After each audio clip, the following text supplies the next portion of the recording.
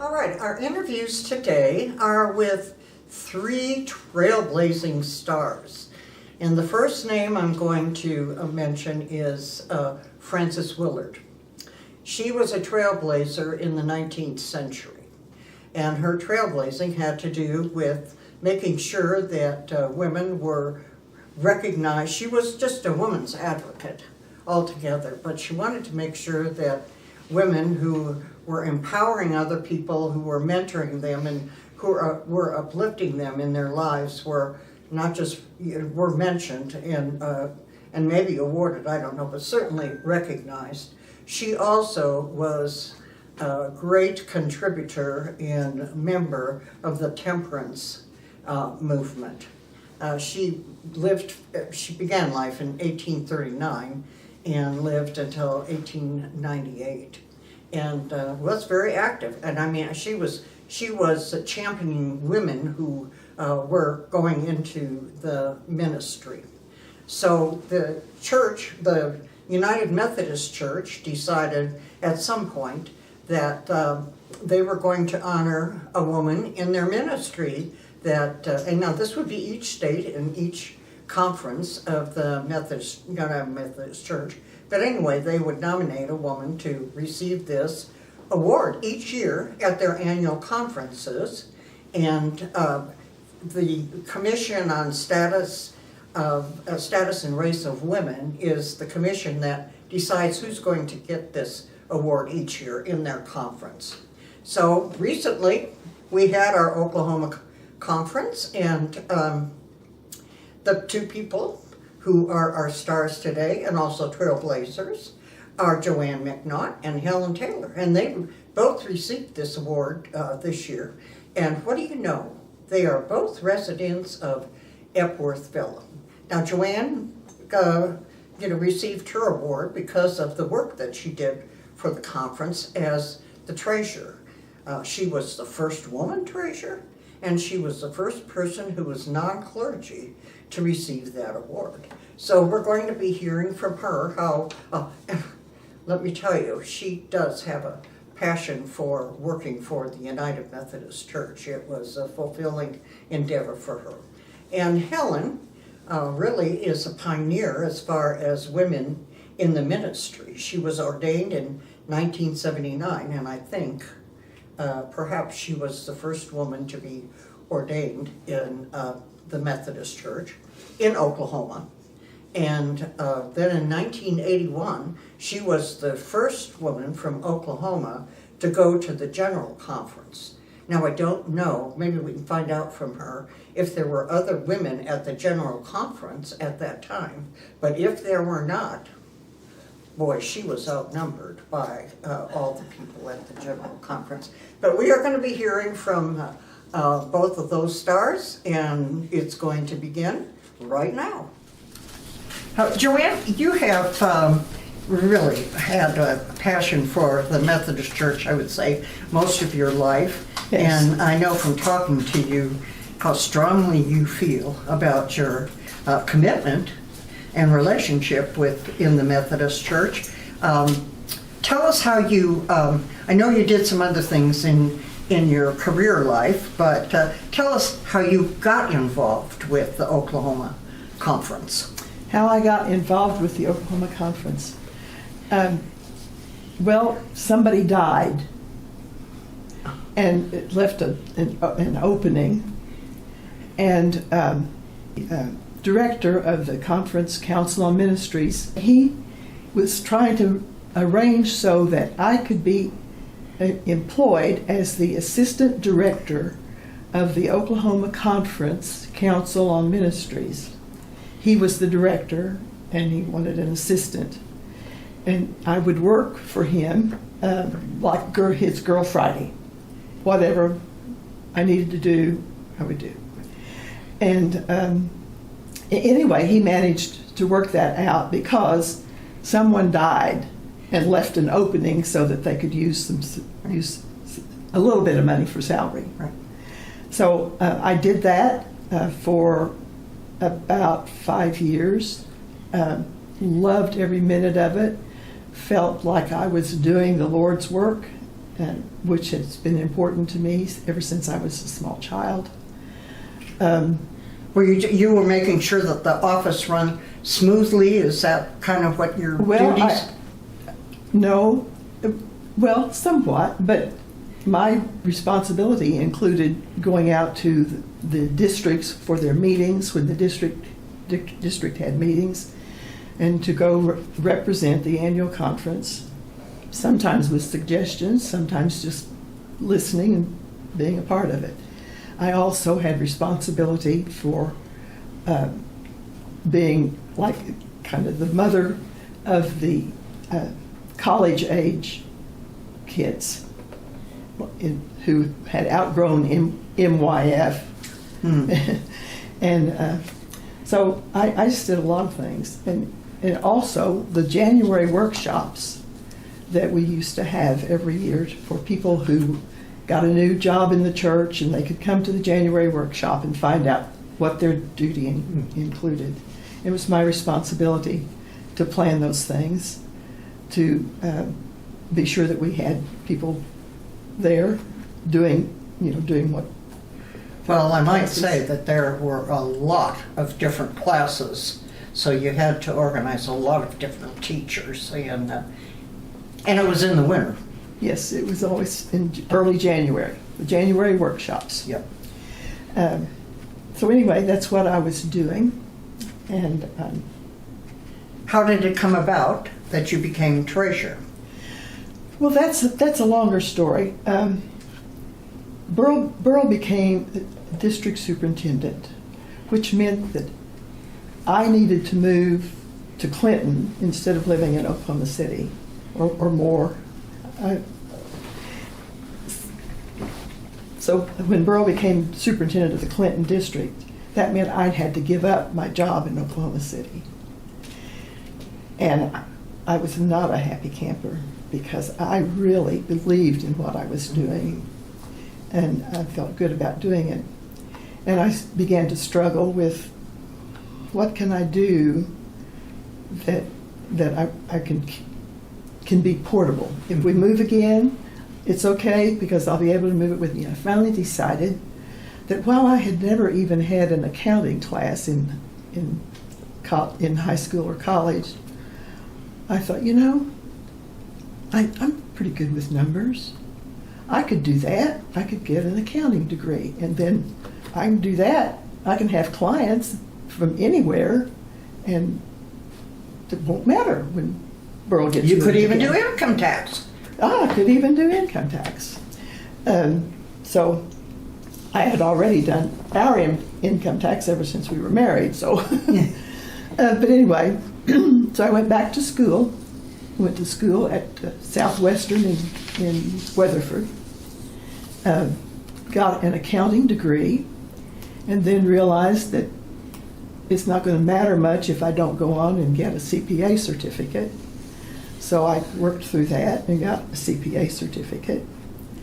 And about that time, the retired banker who had been keeping the books for the Conference Council on Ministries, keeping track of their finances, got mad one day and just quit and walked out.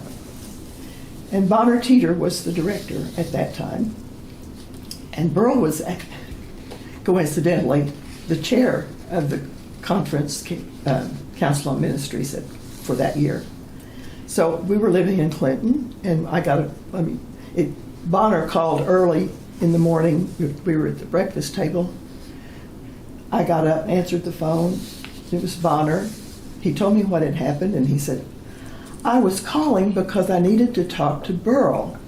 But when the phone was ringing, I realized you're really the one I need to talk to. Could you come from Clinton and spend a couple of days a week taking care of the finances for the Council on Ministries? Yeah, I can do that. I can do that. So that's what I did. And eventually, it worked into me being offered a job. No, I wasn't offered the job. As a matter of fact, I kept waiting for Wayne Coffin to ask me to come and take the place of the main accountant who had left the conference and gone to work at Church of the Servant. right at the end of the year, which is a terrible time to start in that position. But anyway, he did, and I finally blinked. I was the one who blinked, and I went in and I asked Wayne if I could have that job. He said, well, I thought you'd never ask. He was just waiting for me to ask, and I was waiting for him to ask me. Well, that was your trailblazing. Yes, yes. As far as asking. You know, you did not know that you were, you were surprised at being given this award, were you not? Yes. Yeah. And I remember when they first started giving these awards, I was on the conference staff. Yeah. So you've been very much involved in a lot of the integral parts of the Methodist Church, and this shows that you definitely are appreciated, as you well should be. Well, okay, Helen, talk about your as a Pilgrim woman in United Methodist Ministry.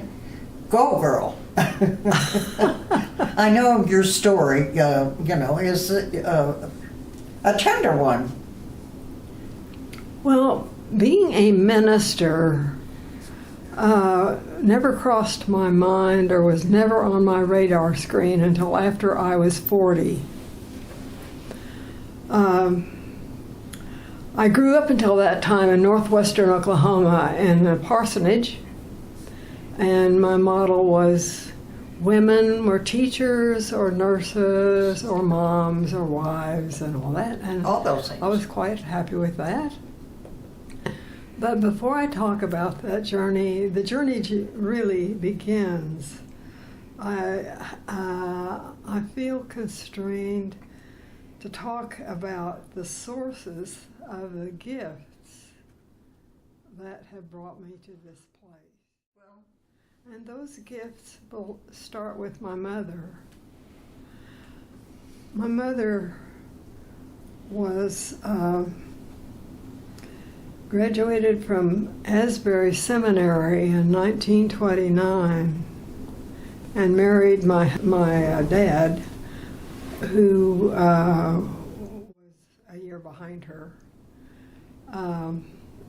Friends there said, I think they probably have a lot of openings in Oklahoma.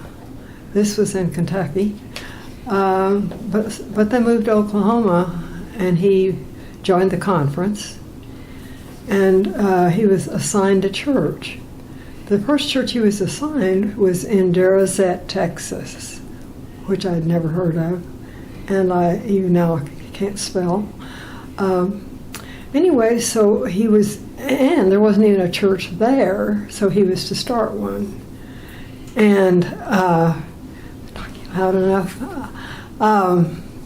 Anyway, so she was very helpful to him in ministry, worked with him, and actually became an ordained local elder in the conference at that time.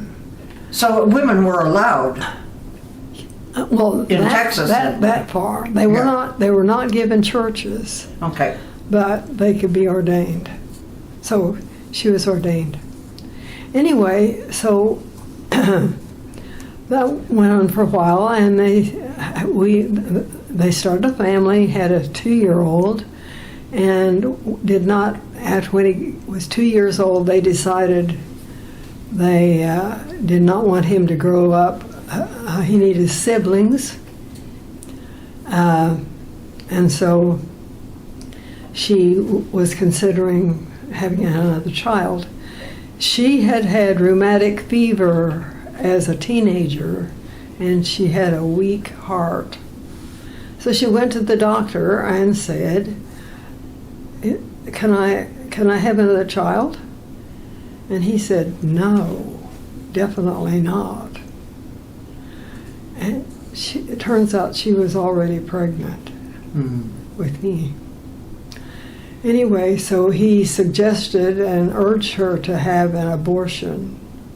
she refused that and prayed for his soul that he would even suggest that to her. Anyway, she was in bed the whole time. He hired a college girl that was this daughter of a neighboring friend's pastor in a different church to take care of the family. So she was in bed the whole time, and actually in the hospital the last 2 months that she carried me, and then delivered me safely. And I was healthy and strong, and I think I weighed like 8 pounds. And everybody was rejoicing, and 5 days later she died with a heart attack. Anyway, greater love.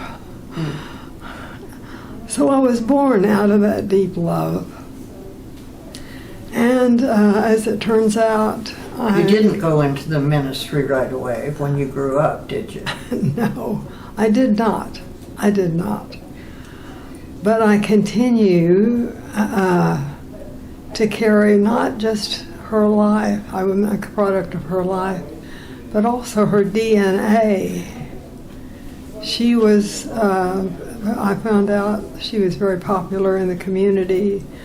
Her funeral was in the gym, and people keep talking about who she was, and it feels like those gifts. Well, you went to seminary. Yeah, didn't realize. And the other, anyway, the other person I want to talk about is why I went to seminary. And that is a professor at Oklahoma City University, the head of he was actually head of the philosophy department, Leo Wernicke. And were you going to school then?